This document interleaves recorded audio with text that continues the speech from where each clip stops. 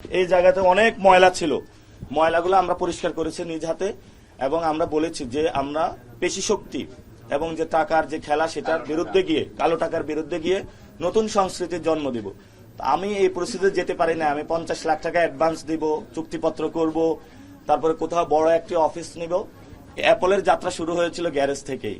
ইনশাল্লাহ আমাদের যে আজাদির যাত্রা, ঢাকা আটের ন্যায়ের এবং অন্যায়ের বিরুদ্ধে রুখে দাঁড়াবার যে লড়াই, এটা এই গ্যারেজ থেকে শুরু হয়েছে এবং ইনশাল্লাহ এটা পার্লামেন্টে কণ্ঠ পৌঁছবে ইনশাল্লাহ। আপনি বলেছেন যে এটা জনগণের অফিস হবে আপনি যদি এমপি হন, কিন্তু আমরা দেখি যে জনগণের অফিস আলটিমেটলি হয় এবং এমপি কেও সেই অফিসে পাওয়া যাবে না। তো আপনার ক্ষেত্রে কি আসলে ব্যতিক্রম হবে কিনা?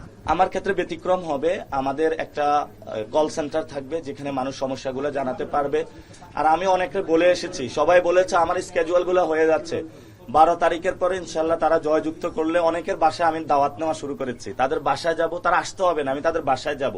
আর সবসময় ইনশাল্লাহ আমি অফিসে থাকবো। এটা কোনো এমপি অফিস হবে না, এটা জনগণের অফিস।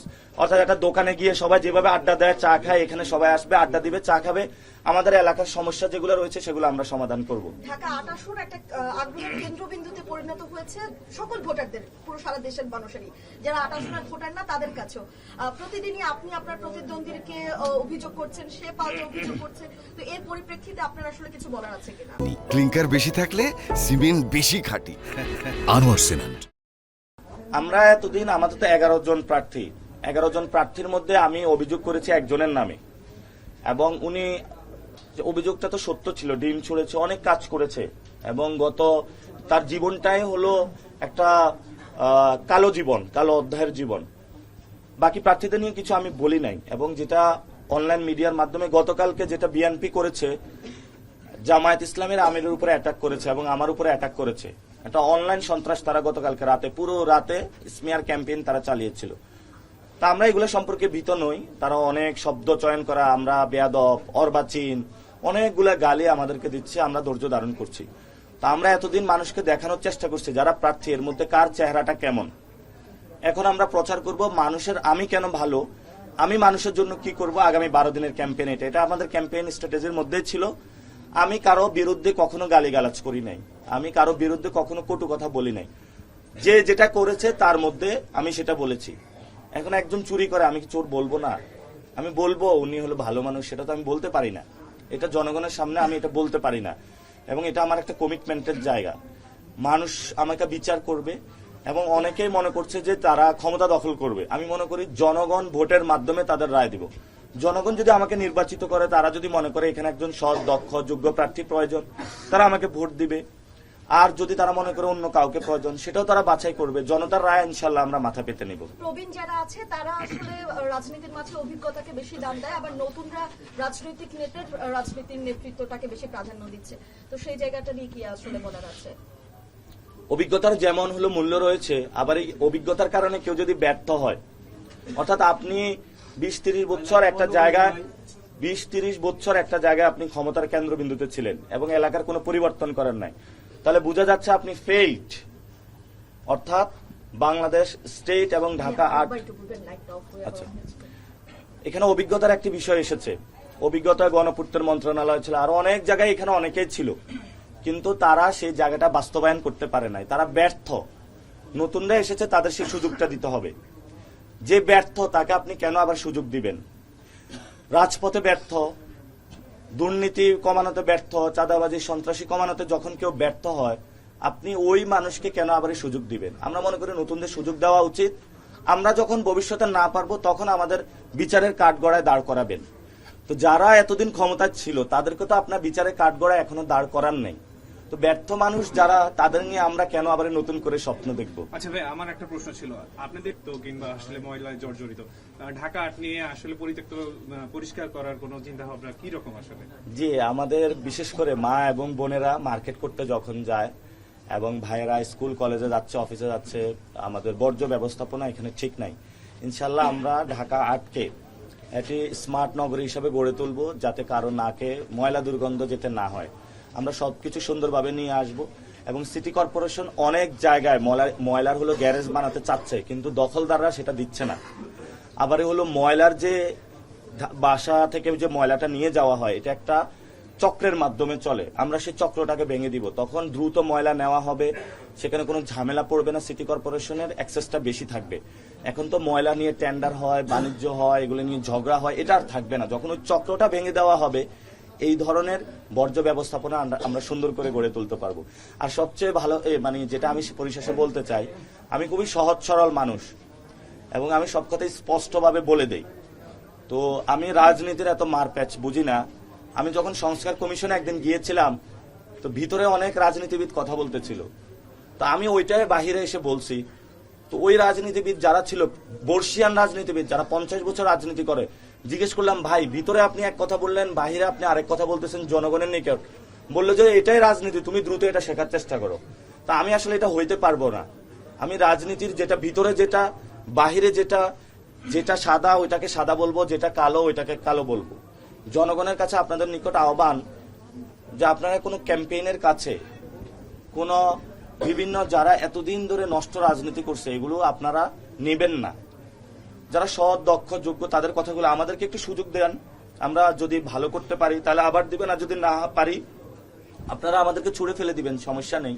গ্যারেজকে আমরা পরিষ্কার করেছি, চারুকলার ভাইদের সাথে মিলে আমরা গ্রাফিতি করেছি এবং এই অফিসের প্রত্যেকটি দেওয়ালে আমরা জুলাই গণ অভ্যুত্থান, বাংলাদেশের ইতিহাস এবং নতুন প্রজন্মের কাছে কিছু মেসেজ দেওয়ার চেষ্টা করেছি। এখানে আমরা দেখতে পাচ্ছেন প্রথমে এই যে শাপলা চত্বর রেখেছি, যেখানে অনেক আলেম ওলামাকে শহীদ করা হয়েছিল এবং এটা জুলাইয়ের একটি স্তম্ভ, সেটাও আমরা এখানে রেখেছি। এবং এই শাপলাকলি মার্কা, যেটা নিয়ে আমি 6 মাস ইলেকশন কমিশনে ফাইট করেছিলাম, অবশেষে এই শাপলাকলি মার্কা পেয়েছি এবং এই শাপলাকলি মার্কা ইনশাআল্লাহ আমি ঢাকা 8 ইলেকশন করব অন্যায়ের বিরুদ্ধে, বৈষম্যের বিরুদ্ধে। এগুলো কিন্তু চারুকলার স্টুডেন্টদের দিয়ে আমরা একসাথে করেছি। আপনি একটু পিছন থেকে নেবেন। আচ্ছা, এই ছবিটি হলো আমাদের সেই যে শহীদ মিনারে ঘোষণা দেওয়া হয়েছিল যে নাহিদ ইসলাম এক দফার ঘোষণা দিচ্ছেন এবং ফেসিবাদী ব্যবস্থার বিলোপ এবং নতুন রাজনৈতিক বন্দোবস্ত।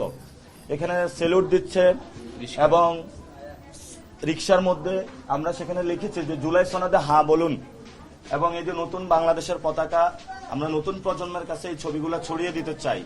যে গণ অভ্যুত্থানের আকাঙ্ক্ষাটা ছিল, সে আকাঙ্ক্ষাটা ইনশাল্লাহ আমরা ঢাকা 8-এ বাস্তবায়ন করব। এগুলা সবগুলা স্ব উদ্যোগে করা হয়েছে এবং সবাই আমরা একসাথে মিলে এগুলা করেছি।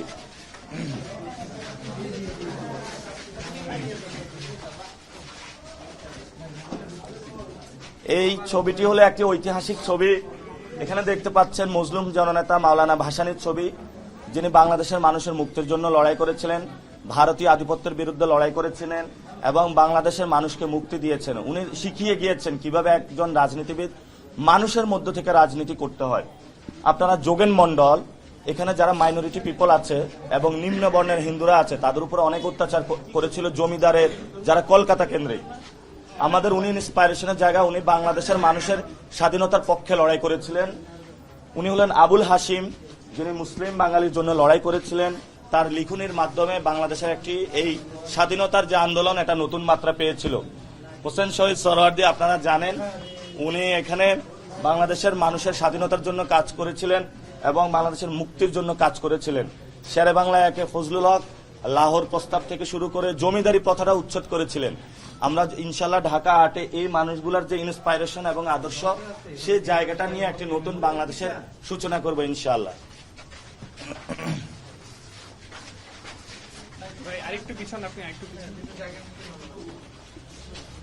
আসসালামু আলাইকুম। এই ছবিটি হলো আমাদের শহীদ ওসমান হাদিবের ছবি, যার মুখ দিয়ে সবসময় বের হতে ইনকিলাব জিন্দাবাদ। আমরা নিচে লিখে দিয়েছি জান দিয়েছি জুলাই দেয়নি। সো আমরা জুলাইকে রক্ষা করব, আমাদের জান চলে যাক। শহীদ ওসমান হাদি ভাই জান দিয়ে দিয়েছেন, কোন জুলাইকে উনি কারো কাছে দেননি এবং ওনার সেই দারাজ কণ্ঠের যে হাতের ছবিটি আমরা এঁকেছি এবং নতুন প্রজন্ম যারা, তাদের কাছে ইন্সপাইরেশন যাতে উনি থাকেন এবং উনি যে ইনসাফের বাংলাদেশের ডাক দিয়েছেন, সেই জায়গা থেকে আমরা এই ছবিটি গ্রাফিতি করেছি এবং আমরা শুধু এইখানে না, পুরো ঢাকা 8-এ বিভিন্ন জায়গায় গ্রাফিতির কাজগুলো শুরু করব।